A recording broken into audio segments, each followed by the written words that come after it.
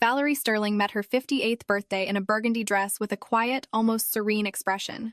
Those who had known her a long time would say she always knew how to keep her composure. Those who truly knew her, and there were only 2 or 3 of them, would say something else entirely. She knew how to keep much more than just her composure. She chose the restaurant herself, not because there was no one else to do it, simply because she was used to it. If you want something done right, do it yourself. 32 years next to Garrison Sterling had honed this skill into an automated reflex. Menus, seating charts, fresh floral arrangements on the tables, soft background music. Valerie thought through all of this herself between her corporate job, phone calls, and the countless household chores that somehow always ended up being her responsibility. The venue was excellent. Second floor, large windows overlooking a historic downtown Chicago park, November outside. Bare trees, early twilight, street lamps. Warm and bright inside, with about 40 guests. Former colleagues from the engineering firm, a few neighbors they had been friends with for years. Her college best friend Celeste, the very same Celeste whom Garrison never liked, calling her a bore, and always finding an excuse to keep Valerie from meeting up with her. But tonight was a milestone birthday, and Valerie invited whoever she wanted. Garrison showed up dressed to the nines. Dark suit, crisp white shirt, silk tie. He knew how to dress. That was always his trademark. He knew how to enter a room so people noticed him, knew how to speak so people listened. This had seemed attractive to Valerie 32 years ago when they met at the manufacturing plant. She was a process engineer. He was the head of procurement, cheerful, confident, full of grand gestures and big promises. Big promises, as it turned out later, were something he was much better at making than keeping. But that realization came later. Next to Garrison, as always, sat his mother, Beatrice, 78 years old. Petite, withered, with sharp eyes and the perpetual look of a person who believed everyone around her owed her something. She arrived fully decked out. A new dark dress, a fresh blowout, a vintage brooch. Valerie knew that brooch. Beatrice only wore it for special occasions. Garrison's wedding, his father's funeral, the baptism of her grandson from Garrison's first marriage. That marriage ended 2 decades ago, long before Valerie came into the picture. Yet her mother-in-law still mentioned that first wife with a nostalgia she never explained out loud. She just gave that specific look. Roxanne, Garrison's younger sister, 42, arrived without her husband. Vance, she mentioned in passing, was under the weather. Roxanne was one of those people who knew how to stay silent so eloquently that her silence became a separate conversation. She barely looked at Valerie the entire evening. She looked at her brother, her mother, the table, anywhere but at the birthday woman. Valerie noticed this. She had a talent for noticing details. 30 years of engineering and financial work had trained her to see not what was being shown, but what was actually there. The evening started well. Francine, a senior colleague from the firm, gave a touching toast, sharing stories from the late 90s when the company almost shut down, and they sat without pay for 3 months. Valerie had managed to keep the strictest ledger of departmental expenses without ever panicking out loud. Celeste added a funny anecdote about their college days. Colleagues laughed. Valerie smiled, not a fake smile, but the way one smiles when hearing something genuine. At the adjacent table, Garrison checked his phone several times under the tablecloth, cautiously, like a student during an exam. Valerie saw this out of the corner of her eye. She had long mastered the art of seeing him out of the corner of her eye. It was a habit developed naturally, without intent, simply over the decades. Beatrice whispered something to Roxanne, who nodded with a smirk. Valerie took a sip of her wine and thought about how she noticed all of this, yet intentionally refrained from piecing the puzzle together right away. Sometimes the puzzle puts itself together when the time is right, and there is no need to rush it. She was 58. She had lived with Garrison for 32 years. They had no children. It just never happened. It had been a prolonged ache that Valerie had long ago processed into something else, something less sharp, more like a quiet scar. Beatrice never let the subject drop. Never. For years, at every family gathering and every phone call, well, childless is how you live. Garrison deserves to carry on his line. Our family needs an heir. Valerie used to reply politely, then silently, and eventually stopped replying altogether. She just listened, nodded, and thought about her own matters. Thinking about her own matters was a crucial detail. She had thought a lot about her own matters all these years, alongside the family routines, the household, and Garrison's various business ventures that he constantly launched and abandoned, alongside his business partners whom she cooked dinners for, alongside his debts that she quietly paid off without throwing a fit, simply because a scandal always costs more than the debt itself if you calculate nerve cells at a fair exchange rate. Valerie Sterling knew how to calculate. It was her natural gift. enhanced by her education and sharpened by 30 years of practice. She had worked as a cost estimator, then a financial analyst, and finally as the head of the economic planning department at a major industrial corporation. Numbers were never abstract to her. They were the language she thought in an honest language, devoid of emotions and unnecessary words. That was exactly why, 3 years ago, she started a folder. A dark brown file folder, frayed at the corners, unlabeled, resting in the bottom drawer of her desk under a stack of old architectural magazines. Garrison never opened the bottom drawer of her desk. He rarely entered her home office at all, finding the space incredibly dull. Your papers, your accounting. Let her crunch her numbers. How the folder came to be is a separate story. Not a single event, but a series of moments stacking up over a few years. The first was 5 years ago when Garrison brought home documents to refinance his luxury SUV and asked Valerie to simply sign them. "Everything is ready. The attorney handled it," he said. Valerie read them. The documents did not say what he claimed. There was a hidden loan she knew nothing about. She signed a completely different paper, one she drafted right there by hand, specifying the exact amount and repayment terms as a personal loan.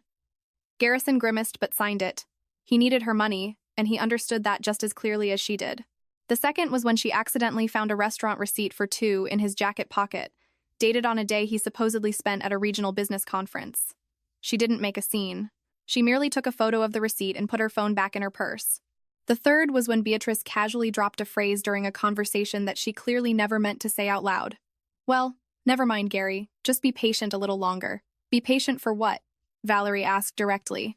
Her mother-in-law grew flustered and changed the subject, but the words were spoken. They lingered. After the third incident, Valerie called Mitchell Prescott. Mitchell was a college peer, not a close friend, but someone with whom she had maintained a steady, trusting professional relationship for 40 years. He had become a corporate and property lawyer, sharp, dry, devoid of poetry. He was exactly the kind of person she needed right now. They met in his modest downtown office without unnecessary pleasantries. Valerie laid out the situation evenly, just like reporting at a board meeting. What was happening, what raised questions, what needed verifying. Mitchell listened, took notes, asked brief, precise questions, and offered no pity. She hadn't asked for any. "The condo," he said first. "Yours or joint?" "Mine," Valerie replied.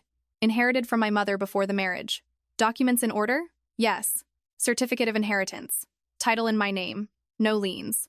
Mitchell nodded and made a note. "The lake house in Wisconsin was bought during the marriage. With money we both contributed, but I have bank statements showing I transferred funds from my personal account." He had practically nothing in his account back then. He was just exiting another failed venture. "Whose name is on the deed?" "His," he insisted. "He said a man should be the master of the property." Mitchell looked up. "That can be fixed," he said, "but it will take time and precision. Do you have promissory notes for the loans?" Valerie pulled several sheets from her bag. Mitchell reviewed them and nodded again. "Good. Let's start with an inventory." For 3 years, they worked quietly, without rushing, without making a sound. Valerie visited Mitchell once a month, sometimes more. They drafted, refined, and documented. Simultaneously, another process was underway. The one Valerie managed herself in the bottom drawer of her desk, inside the unlabeled folder. Through all those 3 years, she continued to live as usual. Woke up, cooked, went to work, hosted Beatrice on Sundays, transferred money for Roxanne's home renovations because Garrison asked, claiming his sister was struggling. She met Celeste once a month on neutral territory. Nothing changed on the outside. Inside, everything changed. One day, Celeste asked her bluntly. She had a knack for asking without beating around the bush. "Valerie, is there someone else?" Valerie paused for a second. "Most likely." "And you?" "I am working on it," Valerie said simply. Celeste looked at her with a long gaze. "Doesn't it hurt?" "It hurt before," Valerie replied. "Now it is just information." This was the truth. Not a defense mechanism, not a facade, the absolute truth. Because by that point, she already knew enough. She knew some things not only about Garrison's personal life, but also about something else, something he himself didn't fully realize yet and would only discover at the precise right moment. Where this knowledge came from is yet another story. It began not 3 years ago, but much earlier. Over 7 years ago, Garrison involved her in a minor business matter. He needed her name and credentials to bid on a municipal contract. A small company, construction contracting, a purely technical formality. You are not participating in anything, just a signature. Valerie read the documents, spotted a discrepancy, and refused to sign. Garrison was furious for 3 days. She remained silent. On the 4th day, he found an alternative solution, and the story seemed to end there. But Valerie never forgot. She rarely forgot anything. She kept an eye on that specific company, not out of malice, but purely out of an analyst's habit. When you spot a discrepancy, it is interesting to understand what lies beneath it. What she found a few months later was minor on its own. But combined with what surfaced a year later, and with what her old acquaintance, a forensic auditor named Arthur Gable, uncovered at her quiet request, a complete picture emerged. It wasn't exactly a criminal saga. No, it was more of an administrative and regulatory scheme. Violations in executing state bids, underreporting actual work volumes in financial statements, and several signatures on documents that heavily contradicted reality. Garrison was one of the participants, not the mastermind, but a key player. This happened years ago. The statute of limitations for the administrative penalties had expired, but the documents remained, and the knowledge of their existence remained too. Valerie never intended to use these papers as a weapon. She filed them in the folder just to have them, just to see the full picture. When she showed the copies to Mitchell, the lawyer stared at them for a long time and said a single word: insurance. Exactly, Valerie replied. 2 years later, Mitchell called her with a brief question. The lake house. Are you ready to transfer the deed to your name? Yes. Listen then, Garrison owes you a massive debt. You mentioned he borrowed money from you under a promissory note 3 years ago. The amount covers the appraised value of the lake house. Valerie pulled out her calculations. It matched almost perfectly. Then we can execute a deed in lieu of debt. He transfers the property to you to settle what he owes. Voluntarily. He will agree if we present it correctly, Mitchell said. He needs to see that this is much cheaper than paying the debt in cash. She presented it correctly. Garrison agreed without reading it. He hated reading legal documents anyway. He preferred to pretend he understood everything and sign quickly so as not to appear slow. It was an old habit of his that Valerie had studied flawlessly. The lake house had been in her name for a year. Garrison, by all appearances, still considered it marital property. He considered many things marital property without asking questions or checking records, simply out of a habit of assuming everything in his life belonged to him. The Chicago Gold Coast condo was hers. He knew that. She never hid it, but he presumably believed that 32 years of marriage changed something in a legal sense. It did not. Valerie knew this for a fact. The lake house was hers. He didn't know this, assuming it was their shared family retreat. The personal bank account he had no idea about was also entirely hers. These 3 components formed a picture that Valerie examined in solitude during long evenings, while Garrison was out at business dinners. The picture was clear, meticulous, and free of unnecessary elements. All this time, she didn't obsess over what would happen or construct wild scenarios. She just lived and prepared calmly, without rushing. The way experienced surgeons prepare for an operation, not because they are eager to cut, but because they know the moment will come and they must be ready. The moment arrived in November at her birthday dinner, but that didn't happen overnight either. First came August. In August, Valerie returned from the lake house alone. Garrison was supposed to follow later, claiming he was delayed by something. She walked into the apartment and instantly knew someone had been there. Not a burglar. Garrison always had a key. Simply put, someone had carefully moved items on the shelves. Valerie, who out of an engineer's habit knew the exact coordinates of every object in her home, sensed it immediately. She looked at the bottom drawer of her desk. There was no lock. She had never installed one, believing it would only attract unwanted attention. The folder was positioned differently, just a fraction of an inch off. This meant he had looked. He had found the folder, read it, or at least skimmed it. Valerie stood in her home office for a second. Then she walked to the kitchen, turned on the kettle, and called Mitchell. Mitch, he saw the folder. A pause. Everything? Presumably. How long ago? Today, while I was gone. Another brief pause. Then we accelerate, he said. Is there anything left to finalize before he makes a move? No, Valerie said. Everything is filed. Then we wait. We wait, she agreed. She poured her tea, sat by the kitchen window, looked at the autumn courtyard, and thought. She wondered what exactly he had seen in the folder. The lake house deeds, the promissory notes, or what lay at the very bottom beneath the paper clips. Most likely all of it. He could read fast when he wanted to. She wondered what he would do now. She felt no fear. It was slightly strange. A different person would probably be terrified. But Valerie Sterling had spent 30 years navigating corporate economics, surviving several market crashes, 2 rounds of massive layoffs, and 3 changes in corporate ownership. In her experience, fear was only a reaction to the unknown. There was almost no unknown left. For the next 3 months, Garrison behaved strangely. He was overly attentive, overly polite, stripped of his usual irritability. He brought home flowers. For the first time in years, he suggested they take a trip somewhere together. He claimed they needed to socialize more. Valerie accepted all of this with an impassive face, thanked him, and asked no questions. She figured he was cooking something up. Let him cook. Beatrice suddenly started calling more frequently in September. Her voice was warm, almost affectionate, which in itself was a massive red flag. Her mother-in-law only knew how to be affectionate when she needed something badly or when things were going exceptionally well for her. She didn't need anything specific right now. That meant something was going exceptionally well. Roxanne, during a family dinner in October, shot her brother that specific smirk, twice the one that clearly meant, "We know something you don't." Valerie saw all of this, piecing it together and yet refusing to rush the final image. The picture was clear enough already. In early November, Mitchell called her himself. "Valerie, there is something you need to know." Listening. "I made some discreet inquiries. It's a delicate matter. Garrison has a woman. Younger, works in the same industry. Construction procurement. Her name is Vanessa. She is 33. Pause. Has it been going on long?" Valerie asked evenly. "From the looks of it, around 2 years. But that's not all. Go on. She is pregnant. About 5 or 6 months along, according to my sources." Valerie looked out the window. A November courtyard, bare branches, a slate-gray sky. "Understood," she said. "Valerie, how are you holding up?" "I am working, Mitch," she replied. "Just like always." She hung up and sat in the silence of her office for a long time. She wasn't thinking about the fact that he had another woman. She was thinking about something else. 5 months meant August.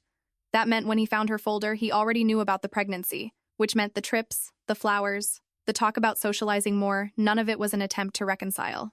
It was preparation for a completely different exit strategy. She pulled out a notepad, jotted down a column of action items, stared at it, closed it, and called Mitchell back. "Mitch, that document we drafted for the worst-case scenario. Is it ready?" "Ready. Sitting in my safe." "Good. Hold on to it just a little longer." "How long?" "Until the birthday dinner," she said. A brief, surprised pause. "You think he'll time it for your birthday?" "I think," Valerie said, "that is exactly what he will do. He has always loved theatrical moments." Mitchell fell silent for a moment. "All right," he said. "I will be on standby." Valerie put her phone away, stood up, and walked to the window. The November weather outside was dark and damp. She stared at the courtyard and thought about how, in a few weeks, everything would change. That 32 years would end not quietly and gradually, as she might have once assumed, but exactly the way men like Garrison end things. With a grand gesture, with special effects, with an audience. Fine. She was ready for that. She was ready for the rest of it, too. She began preparing the birthday dinner in a calm, almost business-like mood. The restaurant, the menu, the seating chart, all the details handled personally. Garrison offered to take charge of the toasts. She thanked him and didn't object. Let him handle the toasts. Let him set up his grand effect. She had been setting up hers for a long time. Celeste called a week before the party. "Valerie, I have a feeling something is going to happen at this dinner. He's plotting something." "I know," Valerie said. "And you?" "I will be ready." "Val," Celeste said, and her voice held genuine alarm. "Are you sure? This is 32 years we are talking about." "Exactly," Valerie replied. 32 years is a very long time to prepare properly. She did one more thing a week before the birthday. She organized her documents, not frantically but methodically as always. Sorted into folders, filed by date, checking every single page. The promissory notes were in place, the personal bank statements were in place, the lake house deeds were in place, the documents at the very bottom were also in place. She sat at her desk until midnight. A desk lamp, absolute silence, stacks of paper. Garrison had been asleep for hours. He always went to bed early when something important was scheduled for the next day. "I need my sleep before serious business," he would always say. He slept soundly. Valerie looked at the documents and thought, 3 years of work, 3 years of quiet, meticulous preparation. No sudden movements, no tears, no ultimatums. Just one item after another, one paper after another, one conversation with Mitchell after another. She sometimes wondered, what if none of this existed? What if she, like other women in similar situations, had simply cried, demanded, begged? Nothing would have changed. The condo would have remained hers, yes. Everything was clean there from the start. But the lake house would have gone to him. The money from the loans he would have contested. The rest as well. People who don't read legal documents themselves have a talent for finding people who will read them on their behalf when someone else's assets are on the line. She closed the folder, put it in the drawer, turned off the lamp, went into the kitchen, poured some water, and stood by the dark window thinking of simple things. About the fact that Celeste, whom she hadn't seen since August, would be at the dinner tomorrow. That Francine would bring her famous hand-drawn greeting card. She drew one for everyone on their milestone birthdays. It was her tradition. And that after all this, after the restaurant, after everything that was going to happen, she would drive back to her own home and, probably for the first time in a very long time, get a proper night's sleep. That thought was unexpectedly pleasant. On the day of the dinner, she put on the burgundy dress. Not because burgundy symbolized anything, it just suited her. She looked in the mirror, fixed her hair, and grabbed her clutch. Inside the clutch, beneath her makeup bag and wallet, lay her phone. On the phone, a saved voicemail from Mitchell. Everything is ready. Awaiting your signal. She left the apartment, locked the door, took the elevator down, got into her car, and drove to her own birthday dinner with that quiet, almost serene expression that everyone around her mistook for calmness. Only she knew it wasn't calmness. It was readiness. The restaurant greeted her with warmth and the scent of fresh flowers. She had ordered white chrysanthemums for every table. They stood in low vases, elegant and understated, completely unpretentious. The guests were already gathering. The coat check buzzed with voices. Servers in dark aprons arranged wine glasses with the professional stoicism inherent to people accustomed to other people's celebrations. Valerie walked in, and the first person she saw was Celeste. Celeste was already seated at a table in her signature dark green blazer, looking at the birthday woman the way one looks at someone they deeply respect while simultaneously fearing for them. Valerie gave a microscopic, reassuring shake of her head. Celeste nodded back and reached for her wine glass. Francine was standing by the window holding her card, the hand-drawn one as always. Watercolor autumn leaves, flawless penmanship inside. Francine had been making these cards for everyone's major milestones for 20 years. It was one of those tiny consistencies that make life bearable. Valerie hugged her, took the card, and thanked her. Warmly, briefly, without unnecessary words. Garrison appeared almost immediately after her. He arrived separately, claiming a minor errand on the way, which was yet another signal Valerie mentally filed away without comment. He walked into the hall with that specific demeanor she knew by heart. Shoulders slightly squared, a gaze sweeping the room with a profound sense of entitlement to everyone's attention. A faint smile, not joyous but rather smug, like a man harboring a secret and already savoring the moment of its grand reveal. For 32 years she had observed this demeanor, and for 32 years she had interpreted it correctly. Beatrice walked beside her son, leaning on his arm, not because she had trouble walking, but because she loved demonstrating her closeness to him in public spaces. She was dressed to the nines, vintage brooch in place, hair freshly styled. She kissed Valerie on the cheek dryly, mechanically, exactly the way she always kissed her, devoid of warmth but lacking overt hostility, just a ritual to be completed. Then she immediately drifted over to Roxanne, initiating that hushed, shoulder-to-shoulder whispering that Valerie had long stopped trying to decipher. Not because she couldn't, but because the overarching theme was obvious without the details. Roxanne looked slightly tense, but it was a specific kind of tension. Not anxious, but anticipatory, like a theatergoer who knows the third act contains a massive plot twist and cannot wait to watch it unfold. She sat next to her mother, leaning in frequently, her movements radiating something scripted and rehearsed. The evening unfolded wonderfully. Genuinely wonderfully, in that lively, authentic way where people don't pretend to have a good time but actually talk, laugh, and reach across the table to connect. Francine gave her toast. Long, slightly rambling, full of tangents, but incredibly memorable because it contained the real Valerie. Not the polished hostess, but the woman who, in 1995, kept the department's expense ledger in a spiral notebook because the mainframe crashed and no one even noticed the difference. The colleagues laughed. Valerie laughed too. And it wasn't a performance for the crowd. It was a real laugh. Because the story was real, and because these people had known her for decades, without the sugarcoating. Meanwhile, Garrison sat with his wine glass, staring just above everyone's heads, looking the way people do when they are entirely absorbed in their own narrative while everyone else discusses something irrelevant. Once, he checked his phone under the table, stared at the screen, and put it away. He did it a second time. Valerie observed this calmly, the way one watches a familiar weather pattern without surprise, without irritation, just logging the data. At a table in the back sat a younger woman Valerie didn't know, blonde, with a rounding belly that even her loose, dark blazer couldn't fully conceal. Valerie visually estimated the timeline and found it matched Mitchell's intel perfectly. The woman kept quiet, didn't engage in conversation with strangers, and shot multiple glances toward Garrison. Those glances were a mix of expectation and a sort of childlike anxiety, the anxiety of someone dragged into someone else's script without fully understanding her own role. Garrison had explained her presence to Valerie the day before. Casually, invited Vanessa from corporate contacts. She's new in town. Felt awkward leaving her off the list. Valerie didn't object. Why object when everything was already crystal clear? Celeste, seated diagonally from Valerie, cast one long, questioning glance in her direction, eyes darting to the back table. Then back to Valerie. Valerie gave a microscopic shake of her head. Not now. Later. Celeste understood and gripped her wine glass. About an hour in, when the toasts had cycled through a second time and the conversations grew louder and looser, Garrison stood up. He knew how to stand up with a glass so that every eye locked onto him. It was a standalone skill, polished over years of corporate retreats and banquets. Straighten the spine just enough, lift the chin to the exact angle that reads as dignified rather than arrogant, pause at the precise right moment, neither rushing nor dragging it out. The room quieted down on its own, without him asking. Several guests raised their glasses, anticipating the toast.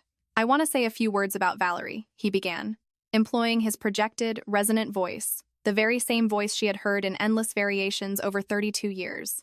About the woman I have shared more than 30 years of my life with.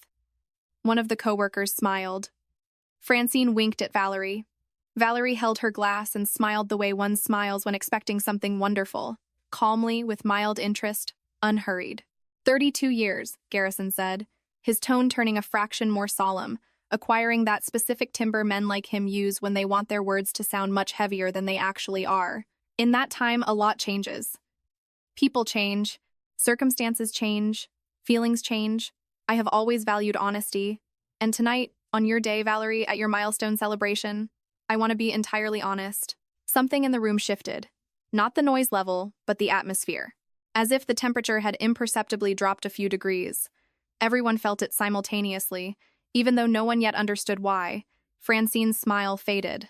Celeste slowly lowered her glass to the tablecloth. Garrison straightened his posture even more, puffing up right before the grand finale, the very line he had taken the stage to deliver, and he spoke with crystal clarity into the absolute silence, ensuring every corner of the room heard him. We are getting a divorce. I have another woman, and she is expecting my child.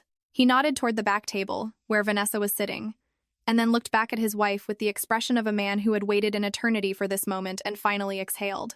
The silence was so absolute that Valerie could hear a car tire splashing through a puddle on the wet asphalt outside, and then came the clapping.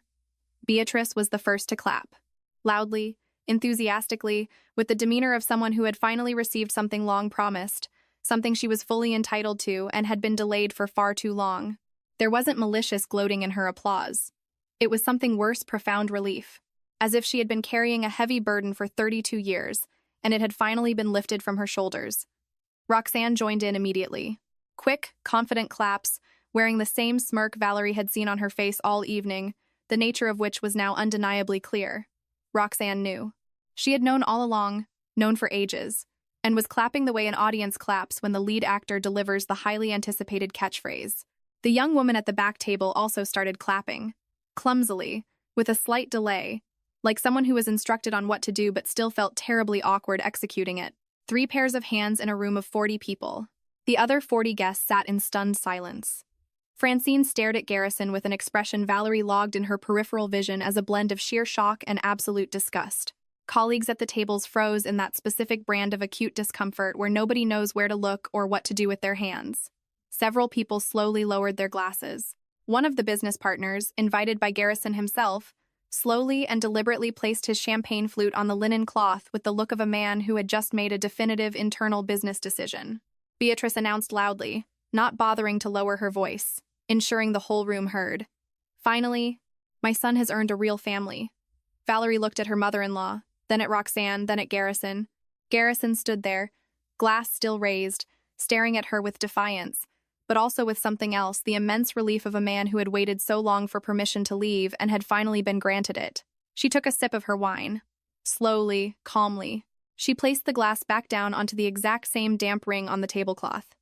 She stood up. The room was dead silent, and 40 pairs of eyes were fixed on her. Curious, sympathetic, completely lost, plus one triumphant gaze she had memorized over 3 decades. She did exactly what no one in that room expected her to do. She smiled. Not a hysterical smile. Not a twisted grimace. Not a brave smile fighting back tears. A calm, almost soft smile. The kind of smile a person gets when everything has finally clicked into the exact place it was always supposed to be. Then she spoke. Quietly but distinctly, so that in the total silence of the hall, everyone heard her. Well, I have been preparing for this day for a very long time. Now it is your turn to learn the truth. The room didn't understand. Several people exchanged baffled looks. What did that mean? What truth? Garrison didn't understand either, and for the first time that entire evening, an emotion flickered across his face that she hadn't seen in a very long time. Utter bewilderment. He had expected tears, or screaming, or a dignified, head-held high retreat. He expected anything but this smile and these words, the meaning of which completely eluded him. Valerie picked up her clutch from the back of her chair. Calmly, without rushing, the way people pick up their bags when they are in no hurry because all the work is already done. She looked at Beatrice. No malice, no resentment, just a direct stare. Congratulate yourselves. I will be going. No one tried to stop her. Actually, several people stood up. Celeste, Francine, and 2 colleagues rose from their seats and followed her out. Silently, just walking beside her. That was the only thing she needed right then, to be flanked by people who refused to applaud. Outside, it was November. That distinct November air, cold and damp, plunging straight into the lungs and shocking the system back to reality. Valerie stopped by her car. She looked down at her hands on purpose, because she needed to know. Her hands were not shaking. Her fingers held the car keys perfectly steady. Celeste hugged her, tightly, without a word. Francine stood nearby, also silent. Francine knew how to share silence so that it didn't weigh you down, but held you up instead. Everything is fine, Valerie said. That is not a comfort, it's a statement of fact. She pulled out her phone, opened her contacts, and found Mitchell Prescott. He was standing maybe 15 feet away from her. She could see his silhouette under the glow of the street lamp. He had stepped outside right after her, just as they had arranged, without drawing attention. She called him anyway, because some things need to be spoken aloud to become real. Mitch, she said when he answered. That's it. Execute. He gave her a sharp nod from across the pavement and simultaneously spoke into the receiver. Understood. Tomorrow at 9 a.m. in my office. She put the phone away. Celeste was still holding her arm. Val, she said softly. I am perfectly fine, Valerie replied. Truly. Drive home, I'll give you a lift. No need, I'll drive myself. Celeste looked at her with a long, piercing gaze, the genuine, testing gaze reserved only for the oldest of friends, the ones you never have to pretend with. You knew this was going to happen for a long time, Celeste said. It wasn't a question, it was a statement. A long time, Valerie confirmed. And you prepared. For 3 years, Valerie said simply. Just not for this specific evening. For what comes after. Celeste nodded slowly, wearing the expression of someone simultaneously stunned and completely unsurprised, because she knew exactly who she was dealing with and yet still marveled at the sheer scale of it. They hugged one more time. Valerie got into her car and started the engine. Francine knocked on the glass and Valerie rolled down the window. Call me in the morning, Francine ordered. I will, Valerie promised. She drove home. The roads were empty. Late evening, November, a work week. Street lamps reflected off the wet asphalt, and she thought about how Garrison was currently heading back to his guests, or, more likely, already leaving the restaurant, because it was far too awkward for him to stay after the birthday woman had walked out, and because the guests were not looking at him the way he had anticipated. He had anticipated understanding, sympathy, perhaps even respect for his bold honesty. He received absolute silence and lowered glasses. That must have shocked him. She knew this for a fact, because she knew exactly how his ego operated. He always considered himself a man who was easily forgiven. Silence greeted her at home, a silence she now perceived entirely differently, not as an empty void, but as a vast open space. Her own space, which owed nothing to anyone. She walked into her home office, flicked on the desk lamp, opened the bottom drawer, and pulled out the folder. Dark brown, frayed, unlabeled. She didn't open it. She just placed it squarely on the desk in front of her and stared at it for a few seconds. Everything was in there. Everything was in its place. 3 years of work, meticulously filed by date. Then she put the folder back, closed the drawer, and texted Mitchell, "Tomorrow at 9:00, I will be there." Her phone buzzed almost instantly. Garrison. She glanced at the screen and declined the call. It buzzed again. Declined again. The third call was an unknown number. She answered and heard Beatrice's voice, trembling with righteous indignation, yet still laced with that underlying layer of triumph that hadn't vanished. "Do you have any idea what you've done? You publicly humiliated my son." You stormed out like a petulant little girl. "Beatrice," Valerie said evenly, "you are calling me at 11 o'clock at night. I have had a very long day. If you need to discuss Garrison's housing situation, call him. He handles those matters independently now. Good night." She hung up and switched the phone to silent. Then she lay down on the bed right in her dress, because she lacked the energy to change, and because the burgundy suited her, and she had no intention of associating it with this evening ever again. The dress was good, the evening was not. They were separate entities. She stared at the ceiling and thought, 32 years. 32 years next to a man who specifically chose her birthday dinner. She understood instantly, without a shred of doubt, that it wasn't a coincidence. It wasn't because it just happened that way, or because he hadn't thought it through. It was exactly because he had thought it through. A birthday dinner meant an audience, meant witnesses. It was a moment when she was supposed to appear more vulnerable than usual. The woman of the hour, the center of attention, holding a glass of wine, and then the ambush. He loved the dramatic effect. He always did. In his youth, it masqueraded as charisma. Now, it was glaringly obvious that it was merely a desperate need for spectators. She thought about Vanessa, the young woman at the back table with the rounding belly and the lost, anxious gaze. She didn't think of her with hatred, nor with pity, but rather with that specific, cold sympathy one feels for a person being let off a cliff without their knowledge. Vanessa believed she had secured a man with status, a luxury condo, robust business connections, and bright prospects. Vanessa had no idea who this man actually was. Financially, legally, fundamentally. She would find out. The only question was when and from whom. Valerie left that question open. For now, she closed her eyes, thinking about how tomorrow at 9 o'clock, Mitchell Prescott would open his copy of the folder, and they would march through every single item in order. The apartment, the lake house, the bank accounts, the loans, everything else. Every bullet point a separate conversation, a separate legal action, a separate document. The numbers added up. The numbers always added up. That much she knew for certain. Mitchell unlocked his office door at exactly 9 a.m. He always unlocked it at exactly 9. It was one of those character traits Valerie valued highly. Precision without the performative display of precision. It was just how the man functioned. It was just how he was wired. "Coffee?" he asked, taking off his overcoat. "Yes, black." The office was compact but full of character. Floor-to-ceiling bookshelves, binders with color-coded spines, a desk in a state of perfect order that looked like chaos only to those who didn't understand the filing system. Valerie understood the system. They had collaborated for nearly 20 years.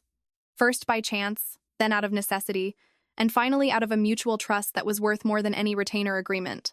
He placed the coffee in front of her, sat across the desk, and opened the folder. The exact duplicate of the one sitting in Valerie's bottom drawer. "Let's start with the most important asset," he said. "The apartment." She nodded. The Gold Coast condo was purchased by Valerie before the marriage using inheritance funds from her mother. Sole owner, Valerie Sterling. No co-owners, no encumbrances. The mortgage had been paid off ages ago. Garrison was listed as a resident. That was the sole legal thread connecting him to the property. Residency status granted 0 ownership rights. He could have verified this at any point over the last 32 years. He just never bothered to check. Because people who are used to others doing the thinking for them rarely check the paperwork. "Eviction notice," Mitchell stated. 14 days to vacate, the courier will deliver it to him today. "Good. The lake house," he continued, turning the page. "More complex in form, but bulletproof in substance. Transferred to your name a year ago via a deed in lieu of debt based on his promissory note. The debt is documented. The transfer of deed is executed. The county recorder's office reflects the update. Any attempt on his end to contest it would equal an admission of the original debt, which is financial suicide for him." Valerie nodded. She knew this already. They had discussed this exact mechanic 3 months ago, and again a month ago. But hearing it confirmed out loud, right here and now, it was necessary for absolute closure. The promissory notes. Mitchell pulled out the next sheet. A total of 2 substantial personal loans over the past 6 years. The total principal is significant. Notes written in his own hand. Copies notarized. Garrison's signature undeniable. One loan for a business venture of his that folded after 9 months. The second to cover a debt to a business partner when Garrison came home on a Sunday with shaking hands and a sum that needed to be paid out immediately. Valerie had handed over the money without lecturing, without ultimatums. She just wired the funds and filed the promissory note quietly and meticulously, exactly as she always did. The debt is moving to collections and enforcement, Mitchell said. Account freezes, wage garnishment, asset liens, standard protocol for a sum this large. When? 48 hours after filing. The courts will process the paperwork by the end of the week. Valerie took a sip of her coffee. There is one more detail, Mitchell said. His tone was even, but there was a faint, almost imperceptible note of anticipation that she caught perfectly. The personal account. Yes. You realize he has no idea it exists. That is precisely why he has no idea it exists, she replied. Mitchell gave a microscopic smirk. This account was opened in your name prior to the marriage. Funded strictly by your individual deposits, corporate bonuses, inheritance, payouts, and the sale of assets you owned prior to the marriage. Legally, it does not constitute marital property, even if the balance grew during the marriage, because the funding sources are demonstrably individual. We will need to prove the paper trail if necessary, but we have every single receipt to do so. Good. And lastly, Mitchell said, the item at the very back of the folder. She nodded. This was the most delicate bullet point, the one they had discussed the least. Not because it lacked leverage, but because it was an entirely different beast. The documents regarding that old state contracting scheme. The administrative statute of limitations had expired, yes. But there was the flip side. One of the players in that scheme had signed off on documents in a way that shifted a chunk of liability onto third parties who genuinely had no idea what they were authorizing. Among those third parties was a man who was still highly active in the commercial development sector, a man to whom the resurfacing of this story would be incredibly damaging even today. Not in terms of federal indictment, but in terms of industry reputation and current multi-million-dollar contracts. Garrison knew about this man, and this man knew about Garrison. Both stayed silent, because silence was profitable, but neither knew that Valerie knew about both of them. Mitchell had discreetly dug into it months ago. That particular developer would very much like for certain documents from that era to cease to exist. Valerie hadn't kept the copies for blackmail. She never operated on that wavelength. She kept them merely as an insurance policy, an argument that never needed to be spoken aloud in order to wield immense power. We are not touching this yet, she said. Yet, Mitchell agreed. But Garrison needs to realize that the sword is hanging over him. How exactly do you want to deliver the message? Through a settlement agreement, Valerie said. A peaceful, voluntary settlement where he fully acknowledges all his debt obligations and waives any and all claims to my assets. In exchange, I leave the subject at the back of the folder entirely unmentioned. Mitchell stared at her for a few seconds. Is it clean? Absolutely. No illegal extortion. Purely his own vested interest in ensuring certain papers stay exactly where they are. I am not threatening him. I am offering a transaction. Transparent and mutually beneficial. When? In a few days. Once he receives the eviction notice for the condo, the collection notices for the debt, and realizes he has zero legal standing, then we offer the settlement as his only exit strategy. Mitchell made a notation in his file.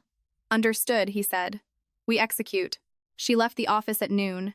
Outside, it was a crisp, overcast November day. Slate skies, sparse pedestrians.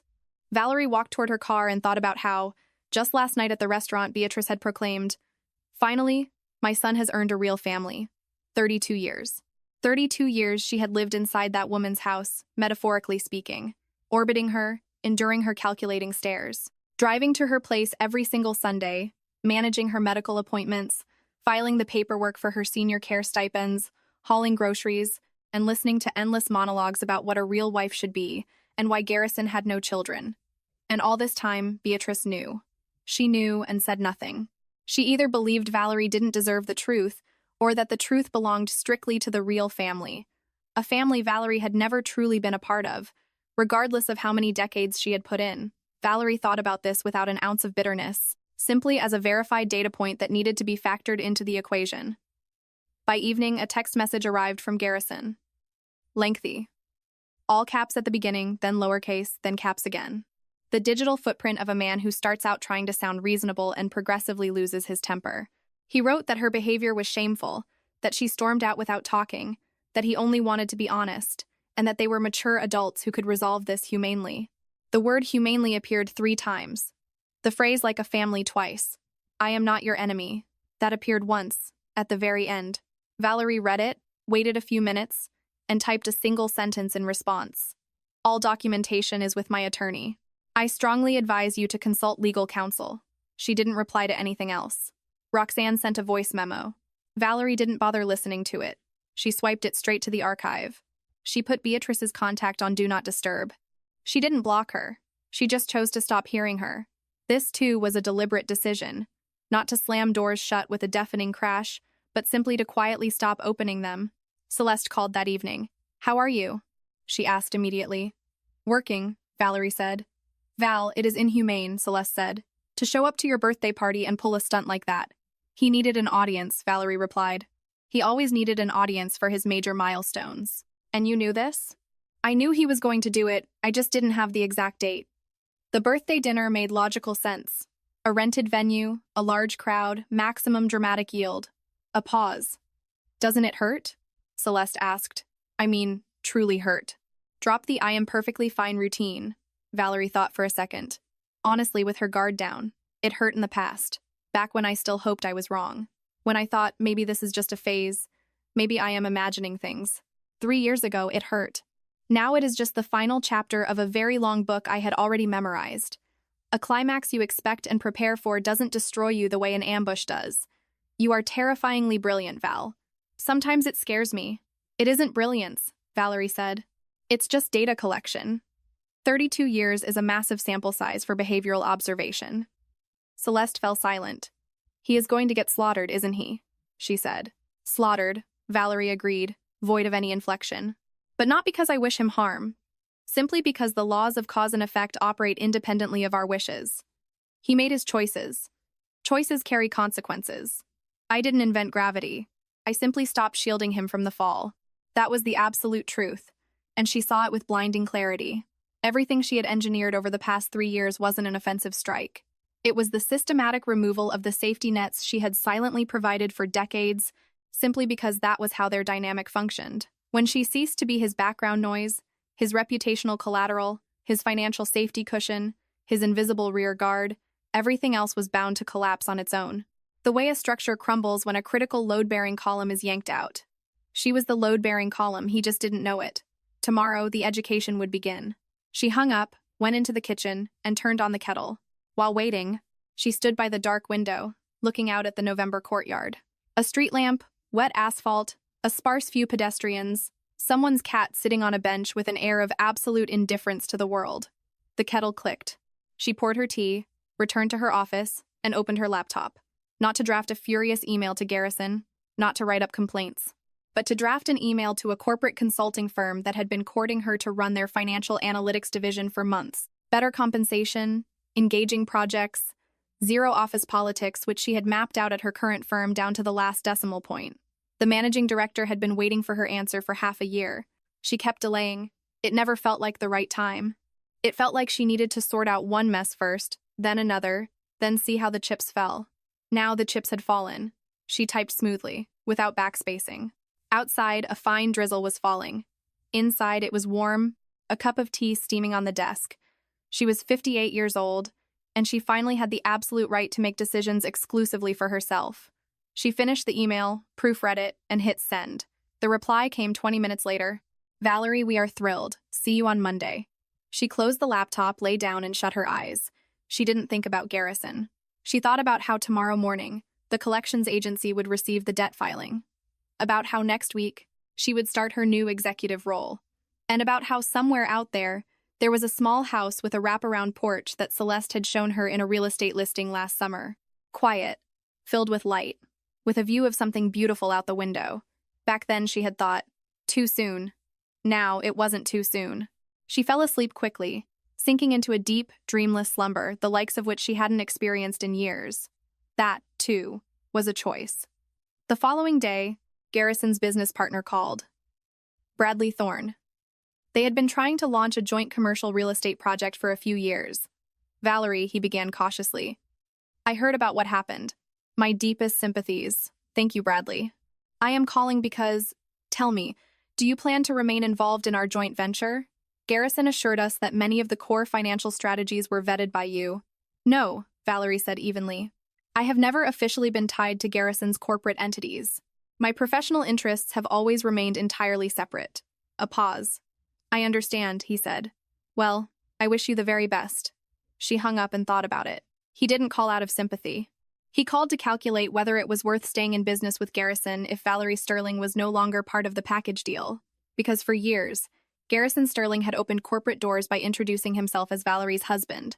Her name, her sterling reputation, her flawless track record in the industry. All of it projected a halo effect that made him look infinitely more substantial than he actually was. The halo was gone. Doors were beginning to quietly swing shut. No dramatic explanations. They just stopped opening. She didn't have to lift a finger to make it happen. She simply removed herself from the equation. That was enough. 2 days after the party, a text arrived from Roxanne. A long paragraph written in that specific tone people adopt when they want to sound like the moral high ground while actually just lodging a bitter complaint. You are destroying the family. Garrison is a wreck. Mom isn't sleeping. Decent people don't behave this way. Valerie read it, didn't reply, and had a fleeting thought. Her definition of decency and Roxanne's were clearly operating in parallel universes. She archived the thread. Garrison called 4 times the day after the dinner, 3 times the second day, twice the third. Then, presumably, he finally got a hold of a lawyer, and the lawyer informed him that screaming into a voicemail was an incredibly poor litigation strategy. The phone calls stopped. They were replaced by text messages attempting to negotiate, then threatening, then attempting to negotiate again. Valerie ignored all of it. Only once, on the 6th day, did she type a single sentence. All documentation is with my attorney. Your counsel has his contact info. The luxury SUV that Garrison drove, assuming it was his, was also meticulously documented. Purchased during the marriage, but the down payment and the vast majority of the installments were wired directly from Valerie's individual account. The paper trail was pristine, legally qualifying the funds as a personal loan. Mitchell dispatched the asset seizure notice for the vehicle 3 days after the condo eviction notice. Pacing is key, Mitchell had explained. Give him a moment to catch his breath and convince himself the worst is over. Turns out it wasn't. A week after the birthday dinner, Valerie realized it was time for the next step. The one sitting at the back of her desk drawer. The one she and Mitchell had reviewed last, because it was the most critical, the most unexpected, and the most lethal piece of the puzzle she had assembled over 3 years. The one Garrison didn't know about, or rather, assumed she didn't know about. That was the crucial distinction, and the very crux of what was about to unfold. Vanessa called her first. Valerie hadn't expected it, though in truth, she hadn't ruled it out. A young pregnant woman facing an escalating barrage of red flags was bound to eventually seek out someone who could give her straight answers. Garrison clearly wasn't providing them. His mother and sister definitely wouldn't. That left the one woman who had known him for 32 years and who had walked out of her own birthday party with absolute composure, a purse on her shoulder, and a serene smile. Vanessa's voice was tight but not hostile. It carried the specific cadence of someone who had spent hours working up the courage and was now speaking rapidly before she lost her nerve. Valerie, I know this is a completely bizarre phone call. I don't know how you feel about me or how you'll react to my calling, but I desperately need to speak to someone who will tell me the actual truth. I am listening, Valerie said. He keeps saying everything is fine, that the housing issue is a misunderstanding being resolved, that the funds are tied up temporarily, that everything will work out. But I can see something is deeply wrong. His credit cards haven't worked for days. He claims it's a banking glitch. Last week, he tried to host a dinner with prospective investors, and his card was declined. I was sitting right there. It was... She paused, searching for the right word. It was humiliating for everyone. Valerie waited. I am pregnant, Vanessa continued. And packed into those 3 words was a mountain of exhaustion, terror, and a desperate attempt to cling to some shred of dignity. And I need to know exactly what kind of situation I am bringing a child into. The reality, not the fairy tale he keeps feeding me. All right, Valerie said after a short pause. Meet me tomorrow. The cafe on Michigan Avenue. You know the one with the floor-to-ceiling windows? At noon? Yes, I'll be there. Valerie arrived 5 minutes early and asked the hostess to seat the young woman when she arrived, as Valerie was already at a table. Not as a power play, but because observing a person for a few seconds before the formal introduction reveals far more than the first 5 minutes of conversation. Valerie was accustomed to evaluating people based on how they acted when they thought no one was watching. Vanessa arrived exactly at noon. She sat by the window and stared out at the street. Not at her phone, but at the street. That immediately signaled something important. A person who can just sit and observe the world without frantically scrolling to fill the silence possesses a rich internal life. Her face was a mix of exhaustion and intense focus, lacking both arrogance and subservience. Her pregnancy was clearly visible now. 6 months. Valerie's visual estimate had been spot on. Valerie approached the table. Vanessa turned, and for a few seconds, they just looked at each other in silence, skipping the superficial pleasantries. "Vanessa," Valerie said. "I'm Valerie. I know who you are." "I know," Vanessa replied. They sat down. The waiter brought menus. Valerie ordered a black coffee. Vanessa ordered herbal tea. They waited in silence until the drinks arrived. Outside the glass, the bustling Chicago street rushed by Gray, hurried, apathetic. "I won't pretend this is a casual chat," Valerie said once the waiter retreated. "And I won't say what you probably braced yourself to hear. I didn't come here to scream at you, and I didn't come here to beg for anything. I came to provide you with data, because I firmly believe a person has the right to make life-altering decisions based on factual reality." Vanessa looked at her intently, evaluating, but entirely devoid of malice. "I am listening," she said. Valerie pulled a slim manila folder from her tote bag and placed it on the table. She didn't open it. Just set it down.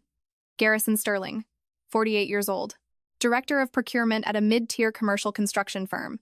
His verified annual salary is right here. She tapped the folder with one finger. "You can review it yourself when you're ready." "How much?" Vanessa asked, bluntly, cutting to the chase. "A good sign. $95,000 a year pre-tax." Valerie took a sip of her coffee. "Did he ever disclose his actual income to you?" Vanessa's expression shifted. Very subtly, but Valerie caught it. The look of someone who just heard a number drastically lower than the one they had been banking on. "He said he was a high earner, that everything would be taken care of, that he had massive earning potential," she said slowly. "He never gave a specific number. Specific numbers are rarely volunteered when they are inconvenient," Valerie stated neutrally. "Also in this folder is a certified ledger of his outstanding debts to me. It is a legally binding sum that is currently being processed by collections and the courts. That is why his credit cards are declining. It isn't a banking glitch. It is a court-ordered freeze on his assets pending wage garnishment. Given the sheer size of the debt, a massive chunk of his paycheck will be withheld to cover the arrears for years to come." Vanessa reached for the folder, opened it, and began to read. Slowly, methodically, without rushing. Valerie drank her coffee and waited. She knew how to wait. "He doesn't own any property," Vanessa finally said. It wasn't a question. It was the dawn of comprehension. "He does not," Valerie confirmed. "The Gold Coast condo where he resided for the last 32 years belongs exclusively to me. Sole ownership. Purchased with inheritance money before we ever married. He was served an eviction notice. From what I gather, he is currently crashing at his mother's place. The SUV he drives is being repossessed to settle a fraction of his debt to me. The lake house in Wisconsin, which he loved to call our family estate, is deeded entirely in my name. Legally ironclad. Zero loopholes." Vanessa closed the folder and looked up. "Why are you telling me all this?" she asked. "Do you want me to leave him?" Valerie paused for a second. It was a fair question, and it demanded an honest answer. "No," she said. "I genuinely do not care if you leave him or stay with him. That is your life and your choice. I am telling you this because you are pregnant and planning to build a life with this man. You need to know exactly who he is financially and legally, so your expectations align with reality, rather than the fiction he sold you." Vanessa stared into her teacup for a long time. "He told me he had a massive portfolio of investments," she finally whispered. "He said we were going to rent a luxury penthouse, that he had untouchable industry connections, that everything would be perfect." "There is no portfolio," Valerie said, gently but firmly. "And the industry connections he possessed were largely sustained by my name and my professional reputation in the sector. I am no longer providing that halo effect. This isn't a death sentence. People survive on far less and build lives from scratch. But you need to know exactly what your starting line looks like, so you can walk into this with your eyes wide open. He told me you two made roughly the same amount of money," Vanessa said quietly. Valerie raised a single eyebrow. "No," she said. "My annual performance bonus eclipsed his entire base salary. I'm not saying this to brag or to diminish him.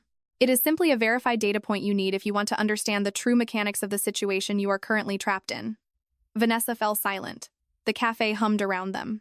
Chatter, clinking silverware, background jazz that no one was listening to.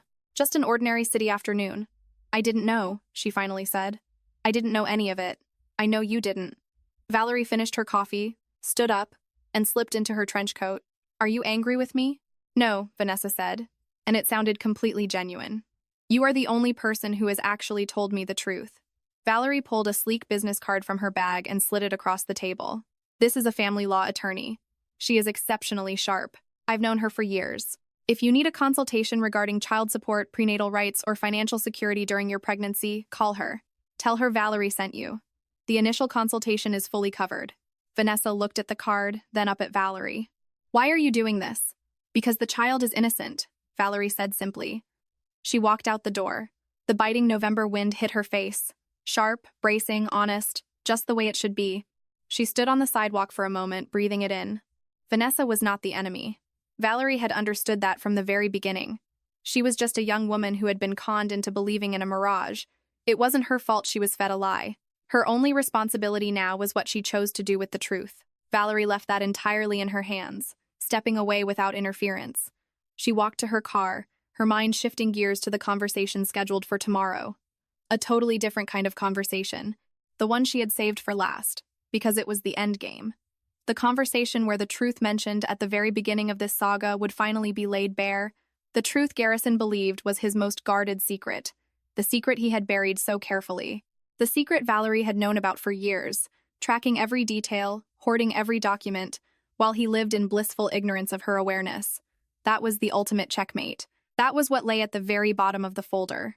She called Mitchell the moment she got into her car. Mitch, are we ready for tomorrow? Always ready, he said. I have the finalized agreement right here. Whenever you want to bring him in. Tomorrow evening, Valerie said. I am going to call him tonight. Tell him I need to talk. That I think I overreacted and I want to settle this amicably. Pause. Will he buy it? He will want to buy it, she corrected. There's a psychological difference, but practically speaking, the outcome is the same. Garrison answered on the third ring. Not out of reluctance, but because judging by the heavy silence before he spoke, he was genuinely stunned.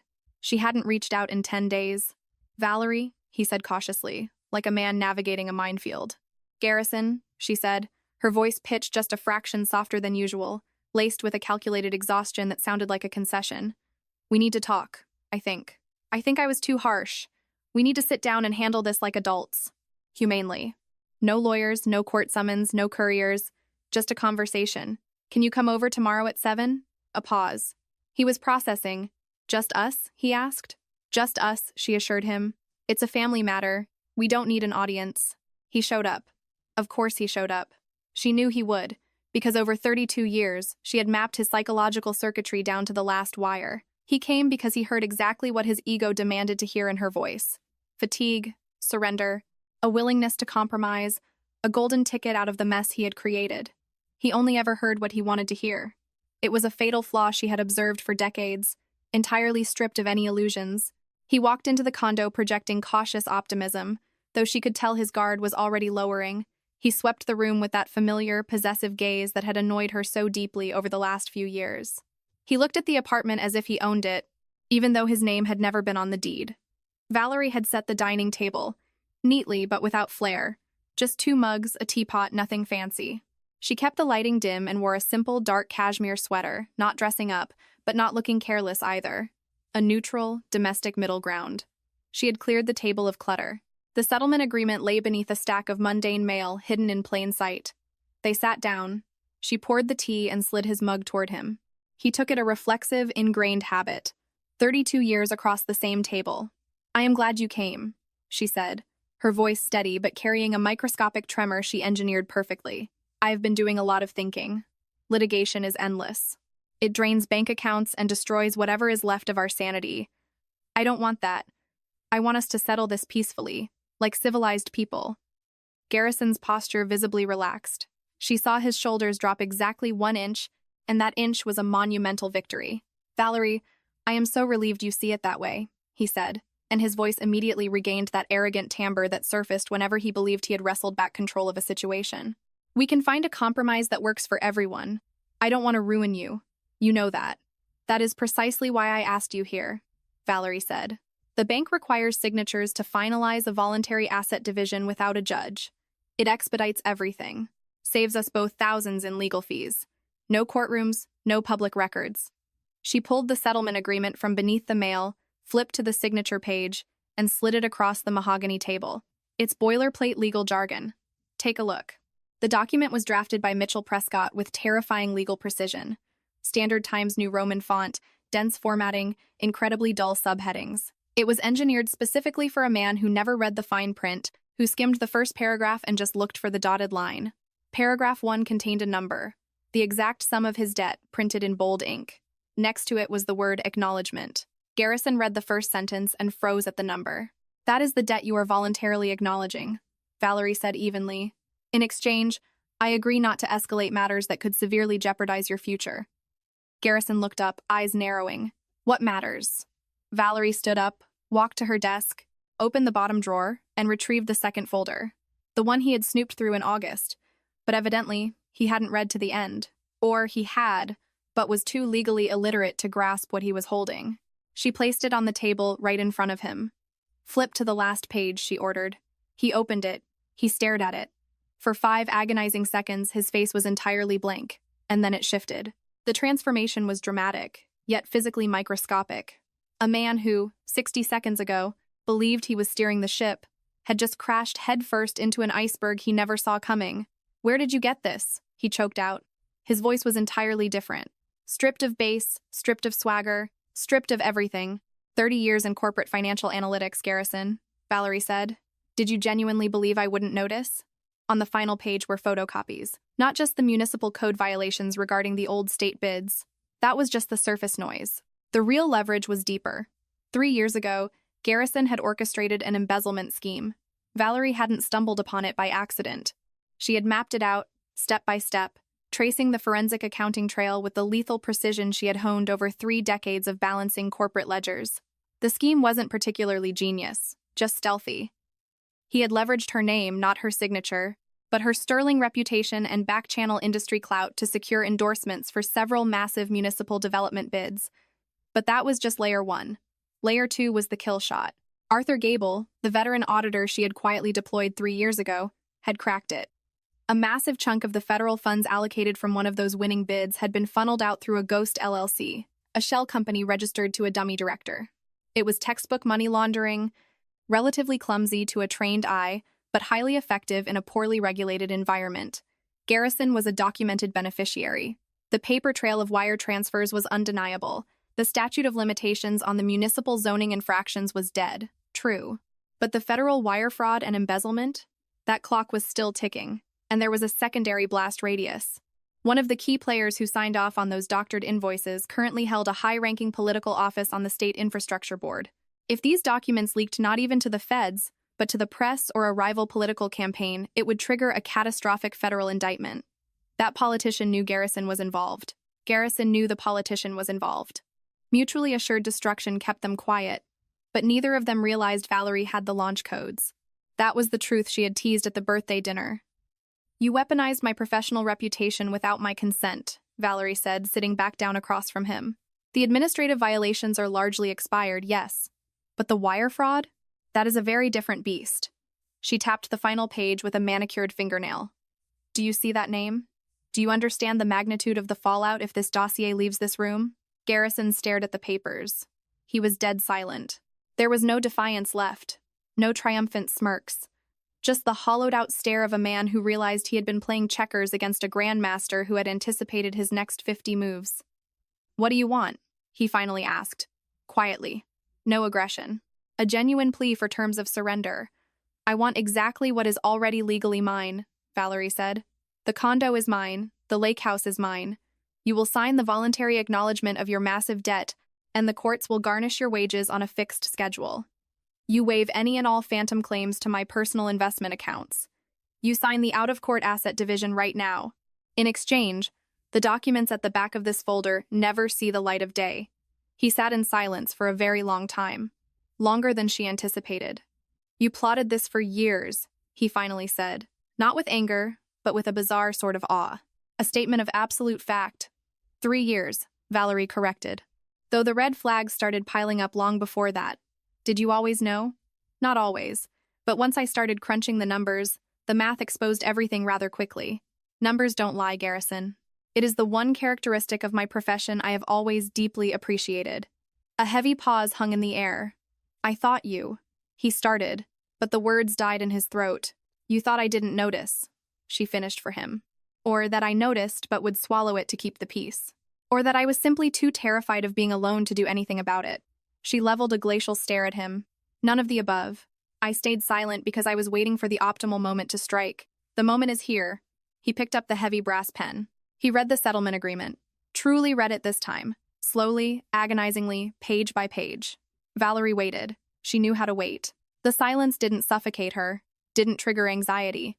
It was just a countdown clock running out of seconds. He signed it. Valerie pulled the document back, slipped it into a pristine envelope, and sealed it. Mitchell Prescott will have this on his desk by 8:00 a.m., she said. He retains the original. Garrison stood up. He lingered by the table for a second, looking like a man who desperately wanted to say something profound but realized he had entirely run out of script. Finally, he spoke, not maliciously, not bitterly, but with a raw, shattered honesty. You never once told me you were miserable all these years. You never once asked, she replied. He nodded slowly, the nod of a man who had absolutely no counter-argument. He grabbed his wool coat and walked out. The heavy oak door clicked shut without a slam. Quietly. The way doors close when a story has definitively ended and the credits are rolling. Valerie stood in the foyer for a moment. The scent of his cologne was already fading. The silence in the apartment had fundamentally shifted. It wasn't the silence of someone having just left a room. It was the silence of an era ending. She walked back into her office and dialed Mitchell. Signed. I have the master copy. I'll courier it to you in the morning. Outstanding, Mitchell said. A brief pause, his voice dropping a register into something remarkably tender. Valerie, do you realize you just successfully executed a 3-year covert operation? I realize it, she said. How do you feel? She genuinely analyzed it, not for polite conversation, but for herself. I feel tranquil, Mitch. I probably should feel something more chaotic rage, grief, or at least a rush of vindictive triumph. But I just feel deeply calm. It's almost surreal. Maybe, Mitchell mused slowly. That is the ultimate proof that you did the exact right thing. When a person aligns their actions with their core truth, the result is profound peace. Not because it was easy, but because it was necessary. She didn't offer a philosophical reply. She just thanked him and ended the call. The following week, she started her new executive role. The CEO greeted her with that specific, understated satisfaction that occurs when a brilliant strategic hire finally signs on. No exaggerated fanfare, just the quiet thrill of snapping the final puzzle piece into place. The team was lean, brilliant, and utterly devoid of the toxic corporate politicking that had drained half her life force at her previous job. They looked at her as a vital leader they had been anticipating, not just a body filling a head count. Valerie had cultivated a sixth sense for corporate culture, and she recognized she had struck gold within the first hour. Celeste called that evening. Well, it is excellent, Valerie said. Truly excellent. And the paperwork? Did he sign? He signed everything. No resistance. What did his face look like when he walked out? Valerie pondered for a second. Like a man who realized he spent his entire life bringing a plastic butter knife to a gunfight, she said dryly. It wasn't joyous or tragic. It was just the logical conclusion to a mathematical equation. Did you show him the federal leverage? I let him read it. I didn't need to explain it. The panic in his eyes was sufficient. Celeste laughed in disbelief. Valerie, you know what has always astounded me about you? You are the only human being on planet Earth capable of orchestrating a 3-year, high-stakes legal assassination, while simultaneously driving over to your mother-in-law's house every Sunday with a casserole and smiling through corporate holiday parties. It wasn't an assassination, Valerie corrected softly. It was just life. You don't pause your entire existence just because you're preparing for a hurricane. The world keeps spinning. You are an impossible woman, Celeste said warmly. That is a compliment, by the way. In late November, Valerie drove over to Beatrice's house unannounced. Her former mother-in-law opened the door, her face twisting into a familiar mask, a blend of bracing for a dramatic confrontation and profound disappointment that the confrontation wasn't going to be theatrical enough. Valerie, Beatrice sneered. Beatrice, Valerie said coolly, stepping past her into the living room without waiting for an invitation. I am here to collect my property and resolve an administrative technicality. She walked straight into the den. In the corner sat a high-end orthopedic recliner. Valerie had purchased it 3 years ago when Beatrice's arthritis flared up. Next to it was an electronic blood pressure monitor, replacing a faulty analog one. On the bookshelf sat several expensive first edition novels Valerie had tracked down and gifted her over the years. Every single item had been purchased with Valerie's personal credit card. She had retained the receipts, because she always retained the receipts. "What on earth are you doing?" Beatrice snapped, watching Valerie systematically unplug the blood pressure monitor and drop it into her leather tote. "This is my property," Valerie stated. "Purchased with my funds. The receipts are filed. A moving company will be here tomorrow at 9:00 a.m. to extract the recliner. Make sure the path to the door is clear." "You are repossessing a medical device from an ailing old woman?" Beatrice gasped, deploying that specific theatrical octave she used when she fully expected her opponent to immediately crumble in guilt.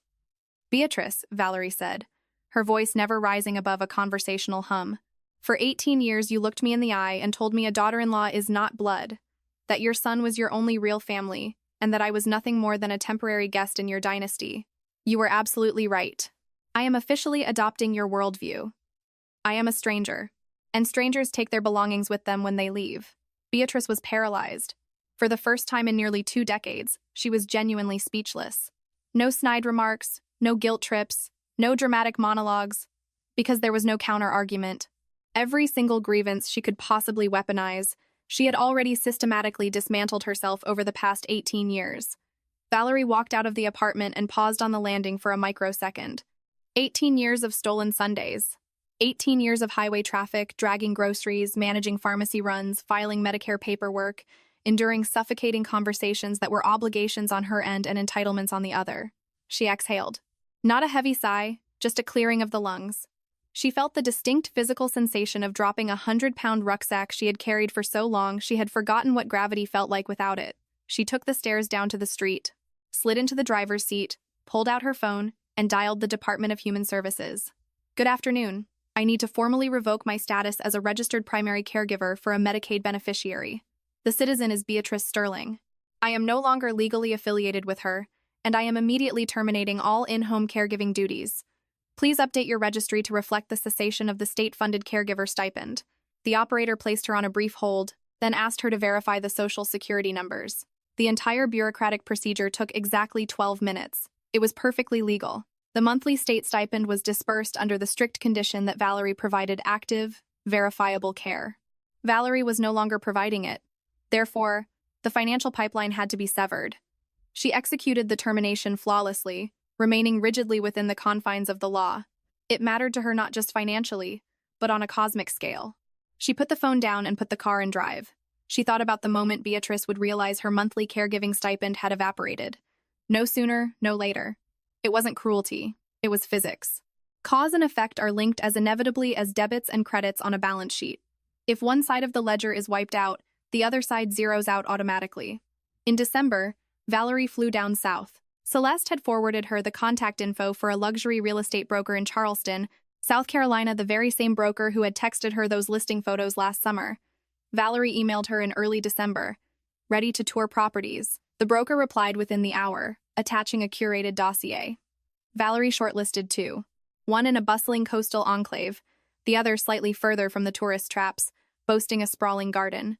She flew out alone, caught a morning flight out of O'Hare, and checked into a boutique hotel overlooking the Battery by sunset. The Atlantic Ocean in December wasn't the postcard-perfect summer fantasy. It was slate gray, windswept, and wildly alive. Exactly the aesthetic she craved. The first property was objectively gorgeous but lacked a soul. Massive, sterile, featuring a chef's kitchen that felt like a surgical theater. Something about the scale of it felt alien. It wasn't her rhythm. The broker, a sharp 50-something woman who operated with ruthless efficiency and zero fluff, instantly read the room and didn't push. The second property was a revelation. A historic, modest colonial with whitewashed brick, a deep wraparound mahogany porch, and a backyard shaded by ancient, weeping live oaks draped in Spanish moss. A magnolia tree and a smattering of dormant hydrangeas promised an explosion of color come spring. The view from the porch was unparalleled. A slice of the horizon, the marshlands fading into the distance, beneath a pale winter sky. It was profoundly quiet. Not desolate, but deeply serene. That specific brand of quiet where you can hear the ocean breathing, even if you can't see the breakers. The salt was heavy in the air, a scent impossible to mistake for anything else. Valerie stood on the mahogany planks, gripping the railing, staring at the horizon. She remembered how the ocean smelled at dawn, She remembered it from a road trip decades ago, in her mid-20s, long before Garrison entered the picture, back when the entire universe felt like an open door. It felt that way because it was. It was just that life had gotten cluttered with obligations that consumed her time and hijacked her airspace, forcing her to abandon that salty air even in her daydreams. Now, she was reclaiming it. "I'll take it," she told the broker. The woman nodded, entirely unfazed, radiating the icy professionalism of an agent who knows exactly how to differentiate between a casual tourist and an apex predator closing a kill. The deed was finalized by the end of December. Mitchell Prescott reviewed the closing disclosures over the phone. He trusted her implicit financial literacy, but his paranoid lawyer instincts demanded he verify the fine print. "Ironclad," he said gruffly. "I know," she replied. On New Year's Eve, Celeste showed up at Valerie's Chicago condo with a bottle of vintage Napa Cabernet and a decadent chocolate torte from the artisanal bakery they had frequented for 20 years. They sat at the kitchen island. Celeste was recounting an absurdly funny disaster from her consulting firm. Valerie sipped the Cabernet, listened, and had an epiphany. This is what had been missing for over 3 decades. Not a husband that was a separate, cleanly amputated chapter. Just this. Sitting in a kitchen, entirely unhurried, drinking wine with a brilliant friend, secure in the knowledge that tomorrow morning required 0 explanations, 0 compromises, and 0 emotional labor. "Do you ever think about him?" Celeste asked softly, midway through the second glass. Occasionally, Valerie answered with brutal honesty, but not with a sense of loss. More like an archaeological artifact. Something that was a massive structural component of my history, but has ceased to be relevant to my present. 32 years is a staggering amount of time. He is a part of my hard drive, whether I like it or not. The difference is, that specific partition is no longer dictating my operating system. Do you have any regrets? About what exactly? About the way everything detonated. Valerie analyzed the question, not to formulate a witty comeback, but to search her own soul. "No," she stated firmly. "And not because I possess a heart of stone, or because the betrayal didn't gut me. It gutted me exactly when it was supposed to years ago. I bled out silently, internally, while maintaining perfect optics for the rest of the world. By the time the grand finale arrived, the pain had evaporated. The only thing left was absolute clarity. Surgical precision," Celeste murmured. "Exactly," Valerie agreed. "The surgical precision of a player who has finally seen everyone's cards. Once you possess the full dataset, the next steps calculate themselves. The truth is incredibly liberating." They raised their glasses. A toast to the new year, a toast to the executive suite, a toast to a mahogany porch and a slice of the Atlantic horizon, a toast to the silence that she finally owned outright, a toast to 18 years of stolen Sundays that would never be hijacked again, and a toast to the undeniable fact that life was breathtakingly good. In January, Valerie relocated. Not in a manic frenzy, but with the systematic precision that defined her existence. First, she dispatched the freight pods, then her personal luggage. Finally, herself. She leased the Gold Coast condo through a premium management agency. High net worth zip code, pristine renovations, premium rental yield. Yet another passive revenue stream generating capital while she slept. She spent her final night in the Chicago apartment entirely alone. Echoing rooms, stripped shelving, the phantom scent of a space transitioning back to neutrality, preparing to absorb a stranger's life. Valerie walked the perimeter unhurriedly. She touched the drywall, looked out the floor-to-ceiling windows, stood in the kitchen where a kettle had whistled every morning for 32 years. She didn't mourn. She simply paid her respects. A quiet, dignified farewell to a shell she had unequivocally outgrown. At dawn, she locked the deadbolt, handed the brass key to the property manager, and ordered a black car to Union Station. Her Amtrak sleeper car departed at 10:00 a.m. She sat by the panoramic window, watching the jagged Chicago skyline shrink into the rear view. Brutal, steel gray, deeply familiar, colossal. She thought about how, in a matter of hours, the topography outside the glass would fundamentally alter. A different atmosphere, a different dawn. She thought about the new firm. The inaugural projects were already launching. Her colleagues had proven to be exactly who they appeared to be during the interview. Razor-sharp, direct, allergic to bureaucracy. She thought about the mahogany porch and the ocean. This was not a retreat. A retreat is fleeing a burning building with no destination in mind. This was an arrival. Navigating toward coordinates she had possessed all along, just waiting for the exact right moment to punch them into the GPS. She had arrived. The scenery blurred outside the glass. Industrial sprawl gave way to frozen plains, dense pine forests, and sprawling farmland buried under pristine, undisturbed snow. Valerie watched the continent roll by, a profound realization settling over her. Hitting 58 was not an epilogue. It wasn't a summary. It was merely the prologue to a sequel. Not objectively superior or inferior to the original, just entirely her own. A new architecture constructed on a bedrock she had poured, cured, and reinforced over 3 grueling years of absolute silence. The foundation was indestructible. She knew this with mathematical certainty. She could stand on it, jump on it, and it would never crack. Mitchell Prescott called her while the train was tearing through the American heartland. Valerie.